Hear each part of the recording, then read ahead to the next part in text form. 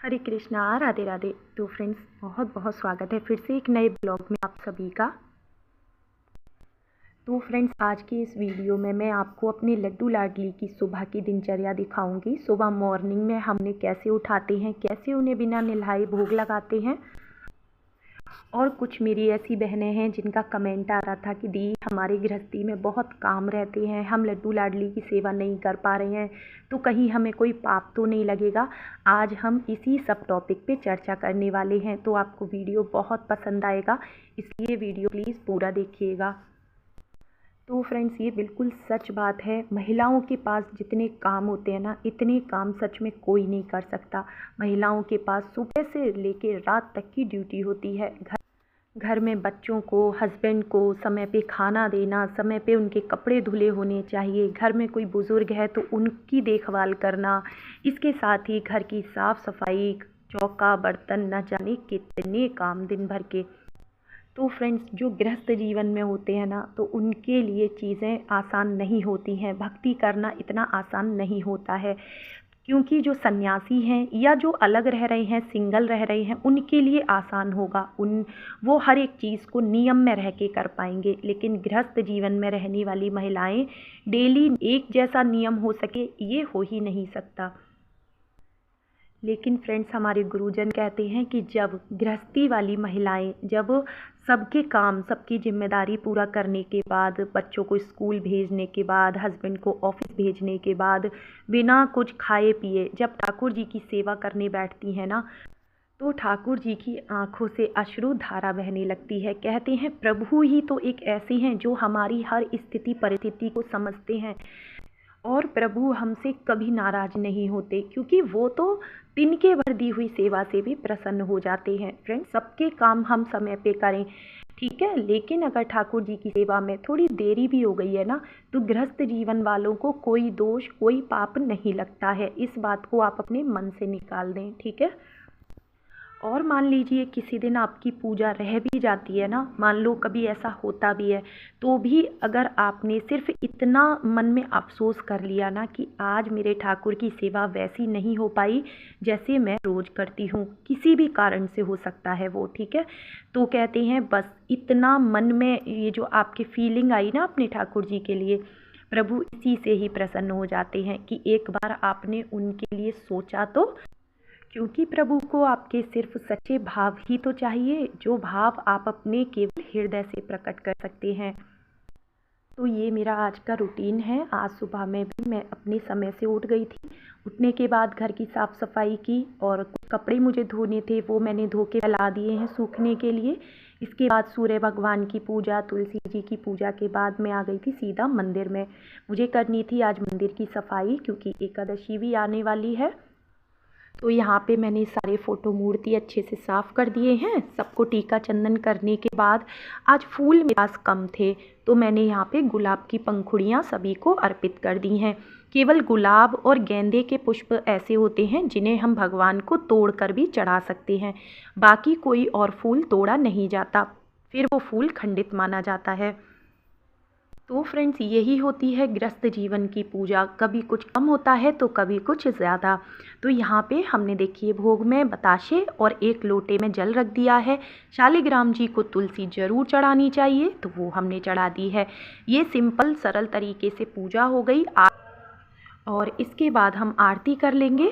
नाम जाप और जो कोई भी मुझे पाठ करना होता है वो मैं शाम के समय करती हूँ।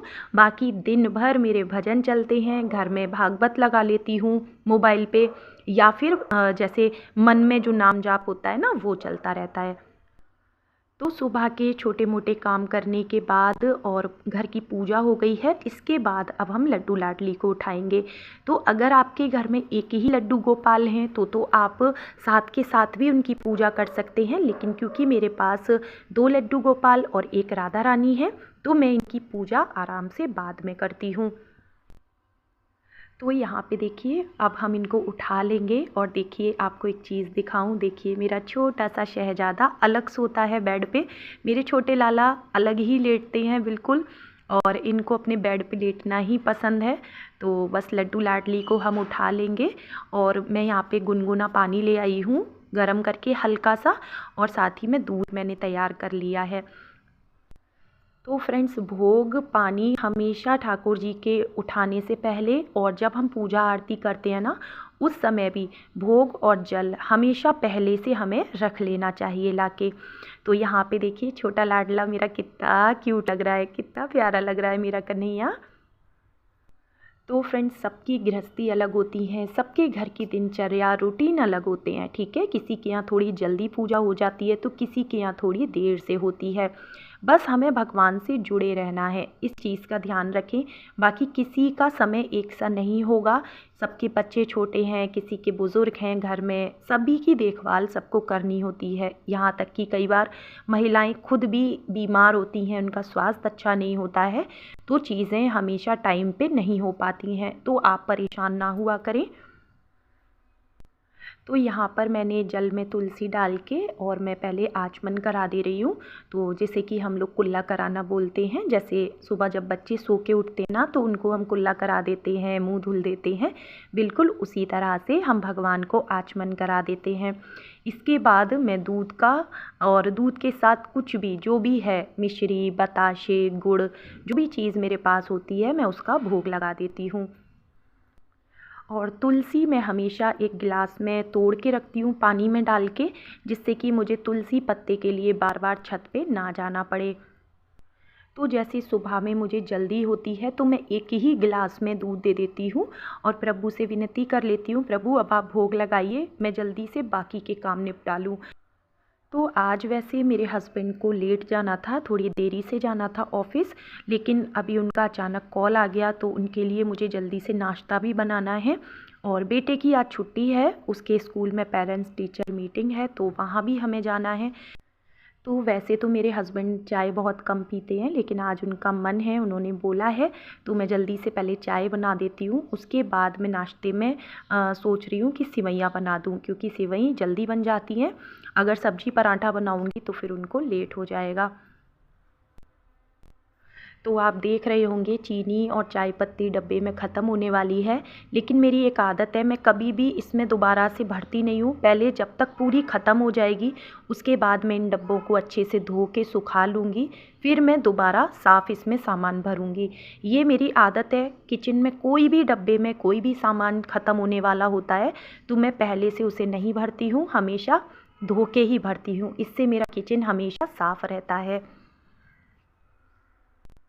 तो फ्रेंड्स, जब इन छोटी छोटी सी चीज़ों को ध्यान में रखते हुए हम काम करते हैं ना, तो हमारा घर, हमारी किचन हमेशा साफ़ सुथरी सी ही नज़र आती है। तो यहाँ पे मेरी चाय बन गई है और मैं चाय छान के हस्बैंड को दे दूँगी। अपनी चाय भी मैं अलग रख लूँगी, तब तक मैं आलू और टमाटर कट कर लूँगी चाय पीते पीते ही, तो जल्दी से मेरे काम हो जाएंगे। तो हस्बैंड को पहले दे के आती हूँ मैं चाय।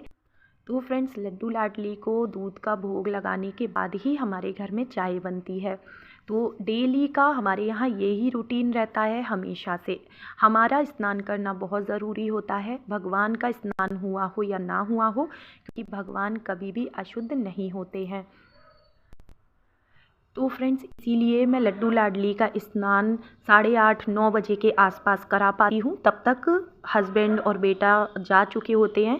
तो फ्रेंड्स, इन लोगों के जाने के टाइम पे अगर हम लड्डू लाडली का स्नान या श्रृंगार करने बैठेंगे ना, तो फिर इन लोगों के लिए लेट हो जाएगा, भूखे चले जाएंगे, बिना टिफ़िन लिए चले जाएंगे, जो कि फिर हमें अच्छा नहीं लगेगा। तो फ्रेंड्स, कई बार आप लोगों के कमेंट आते हैं कि दीदी लड्डू लाडली को कितने बजे उठाएं, कितने बजे उन्हें स्नान कराएं। तो फ्रेंड्स, ये आपको अपने हिसाब से देखना होगा कि आपने कैसे नियम घर में बना रखे हैं। देखिए, आपकी या हमारी भक्ति की वजह से ना घर वालों को दिक्कत नहीं हो, बस हमें ये बात का ध्यान रखना है। तो यहाँ पे एक प्लेट में हमने ठाकुर जी के लिए निकाल दी है और इधर मैं टिफ़िन पैक कर दे रही हूँ हस्बैंड के लिए, तो वो खा के नहीं जाएंगे, उन्हें लेट हो रहा है ना, क्योंकि इसलिए तो ये टिफ़िन मैं उन्हें दे दूँगी।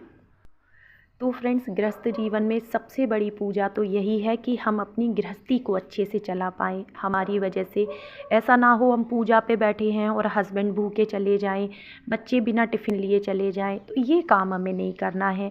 अब इनके जाने के बाद हम पूरा दिन फ्री हैं, है ना। अब हम आराम से अपने लड्डू लाडली की सेवा कर सकते हैं।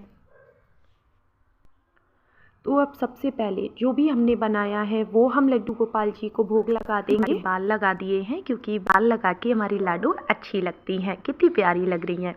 और छोटा बच्चा देखिए हमारा अब यहाँ आके बैठेगा क्योंकि वहाँ से काफ़ी दूर पड़ रहा है, अच्छे से वो भोग नहीं लगा पाएंगे, इसलिए सेवा का यही रूटीन रहता है। मैं इसी तरह से लाला की सेवा करती हूँ, आप भी ऐसे ही कर सकते हैं।